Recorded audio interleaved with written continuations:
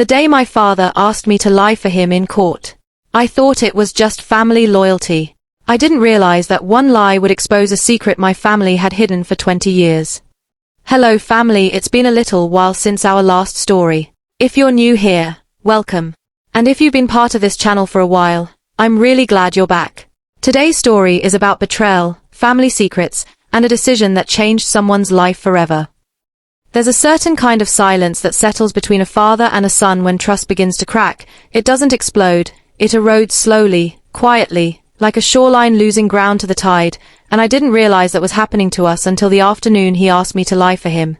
My name is Callum Hayes, and I used to believe my father, Ronan Hayes, was untouchable, not in the legal sense, but in the moral one. He was the man who built our family construction business from nothing but grit and sleepless nights, the man who told me that integrity was the only inheritance worth leaving behind, the man I shaped myself after without question.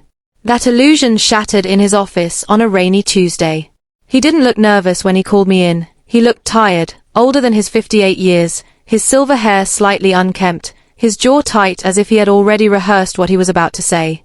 I need you to confirm something if anyone asks, he said, leaning back in his leather chair, fingers interlocked across his stomach. Just tell them you approved the permit adjustments last quarter. Permit adjustments. The words felt harmless at first, like paperwork, like technicalities, but I knew enough about our company's operations to understand that no adjustments had been officially approved, not by me, not by anyone who wanted to keep their license. Why would anyone ask me that? I said carefully. He hesitated, and in that pause I felt the first crack split open. There's an audit coming, he admitted. It's nothing serious, just paperwork confusion, but it would help if you backed me up. Backed him up. That's when I understood. He wasn't asking for support. He was asking me to take responsibility for something he had already done. I stared at him, searching for the man who once told me that cutting corners was how weak men operated, but all I saw was someone calculating survival.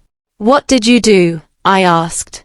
He stood up then, walked toward the window overlooking the half-finished commercial plaza we were building downtown, the biggest contract we had ever landed, the contract that secured our company's future. I made adjustments to keep us competitive, he said quietly. Everyone does it, Callum. Everyone does it. The universal excuse for betrayal. I felt something heavy settle in my chest. Not anger, not yet, just disappointment so deep it felt physical. If this comes back to me, I lose my license, I said. And if this falls apart, we lose everything, he replied, finally turning to face me. I built this for you.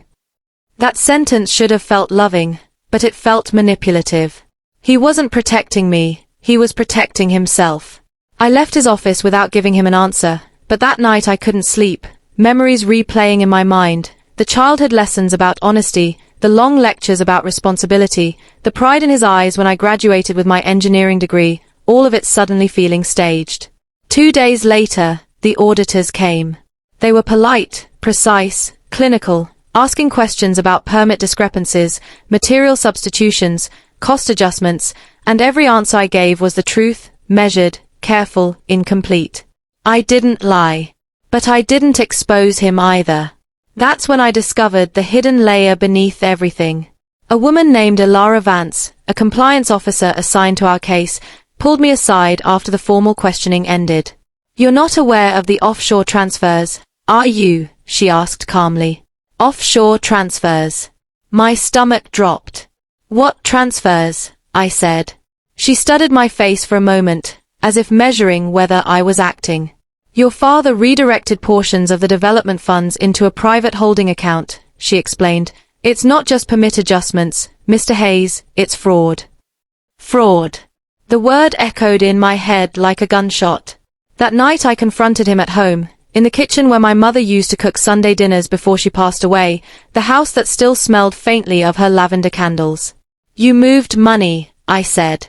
He didn't deny it. It was temporary, he insisted. I was protecting us. From what? I demanded. From you, he snapped, the mask finally slipping.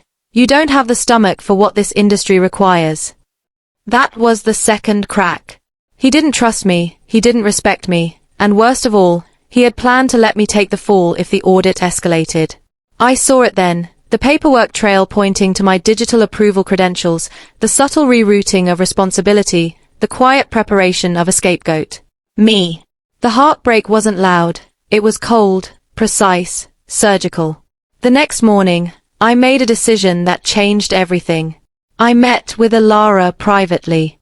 I gave her access to the internal backups, the financial records he thought were erased, the archived emails he believed I never noticed. I didn't fabricate anything. I simply stopped protecting him. The investigation expanded within weeks. Contracts froze, investors panicked, whispers spread through the industry faster than wildfire, and when the charges were formally announced, my father's name carried the weight of public betrayal. He called me the night before his arrest. "I know it was you," he said, voice hollow. "You asked me to lie," I replied, my tone steady despite the storm inside me. "You raised me not to." Silence filled the line. "I did it for this family," he muttered. "You did it for yourself." The arrest was quiet, controlled, almost anticlimactic, but the damage was permanent, not just to his reputation, but to the image I carried of him my entire life. The company survived, barely, because I cooperated early, because I separated myself legally, because I chose transparency over loyalty, and in the end, I took over the business under strict compliance oversight. People called it revenge. It didn't feel like revenge. It felt like removing rot before it consumed everything. Months later, sitting alone in that same office, I realized something that hurt more than the betrayal itself. I didn't lose my father the day he was arrested. I lost him the moment he decided I was expendable. And sometimes the most painful truth isn't that someone betrayed you, it's realizing they were willing to sacrifice you to protect their own reflection. Sitting in that office months later, I thought the story had ended with his arrest, but betrayal has a way of leaving unfinished business behind, and my father wasn't the only one who had been playing a quiet game. 3 weeks after the charges became public, I received a certified letter from a firm in Chicago, thick envelope, official seal, the kind that makes your pulse shift before you even open it. Inside was something I never expected: ownership documents. 40% of the company had been quietly transferred months before the audit, not to me, not to a business partner, but to a name I hadn't heard in years. Darian Kessler. My cousin.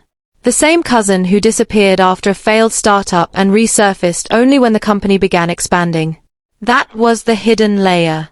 The offshore transfers weren't just greed, they were preparation. My father had been setting up a controlled collapse, planning to let the legal blame fall on me while assets shifted quietly into Darian's hands, keeping the real power inside the bloodline while sacrificing the honest son to protect the empire. I wasn't just a scapegoat. I was a replacement piece. I drove to the detention center the next morning. He looked smaller behind the glass, but his eyes still carried that calculating sharpness.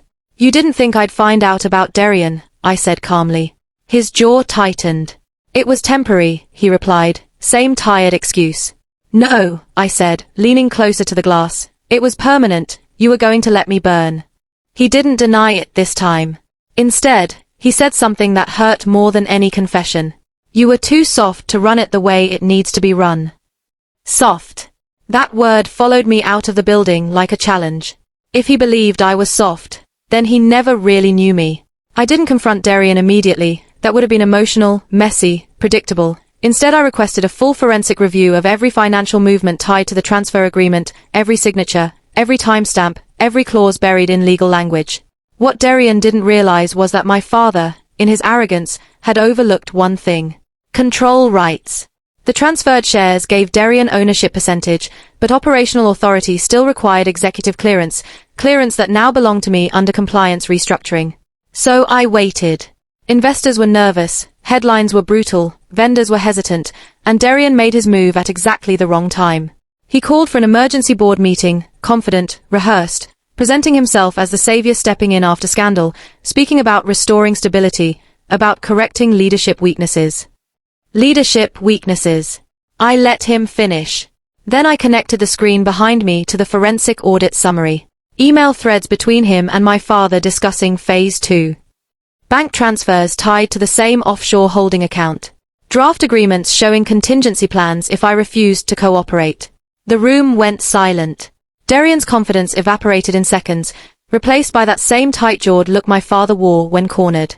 You're accusing me without proof, he said, voice shaking slightly. No, I replied evenly. I'm presenting evidence. By the end of that meeting, the board voted unanimously to suspend his shares pending legal review, freezing his access, his voting power, his illusion of control. But the real revenge wasn't public humiliation. It was what came next. I filed a civil claim, not just against my father, but against Darian as co-conspirator, attaching every digital trail, every signed clause, every time-stamped approval. I didn't shout, I didn't threaten, I simply let the law dismantle what they tried to construct in shadows. The case dragged for months. Reputations dissolved. Old family friends stopped calling. Holiday dinners became empty rooms and unanswered messages. And somewhere in the middle of it all, the heartbreak finally hit me fully, not because I lost the business, I didn't, not because I lost money, that could be rebuilt, but because I realized the family I thought I was protecting never existed in the way I believed. It was loyalty with conditions. Love with clauses. Eventually, the settlement came. Darian relinquished his shares entirely in exchange for reduced liability.